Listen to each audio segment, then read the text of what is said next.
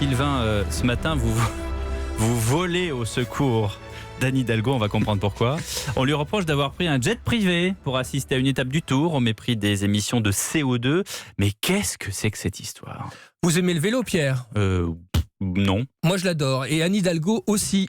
Mais cet amour de la petite reine pourrait lui coûter très cher. Je ne parle pas des pistes cyclables qu'elle fait aménager et qui rendent fous les automobilistes coincés dans les embouteillages.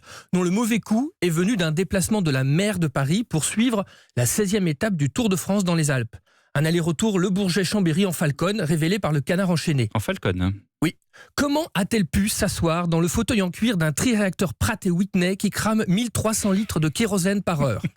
On le sent énervé, là. Bon, c'est pratique, c'est gratuit. Le vol était affrété par l'organisation du Tour partenaire de la ville de Paris et ça lui permettait d'être de retour dans la capitale avant la nuit.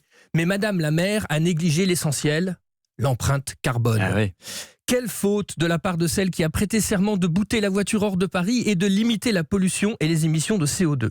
Faites ce qu'elle dit parce qu'elle fait, ricanent ses détracteurs de tous bords, environnementalistes purs et durs, climato-sceptiques revanchards, dieselistes frustrés ou candidats au municipal de 2020 qui croient tenir la preuve de son hypocrisie. Ah oui, mais Anne Hidalgo, c'est pas Greta Thunberg, est-ce que c'est si grave ?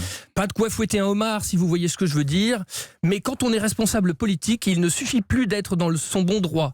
L'actualité de ces dernières semaines nous le démontre. Il s'agit d'être exemplaire, de se conformer au politiquement correct et même de pratiquer la démagogie sous peine de subir la tyrannie des réseaux sociaux. Tout est affaire de symbole en ces temps de défiance généralisée et le Falcon, c'est l'avion des puissants, c'est le détail qui tue. Bon, comment est-ce qu'elle va sortir de ce very bad trip ? Hélas, la communication de l'hôtel de ville a cru bon d'inventer un bobard. La maire aurait pris place dans un avion affrété pour acheminer des échantillons antidopage. Ainsi, sa présence à bord n'aurait pas occasionné d'émissions de CO2 supplémentaires. Fake news. Le jet était réservé à des VIP invités par le Tour. Ouais. Anne Hidalgo aurait bien mieux fait d'assumer en invoquant son emploi du temps et surtout compenser son empreinte carbone. 285 kilos équivalent CO2 d'après mes premières estimations, en versant son obol pour planter des arbres en Amazonie par exemple.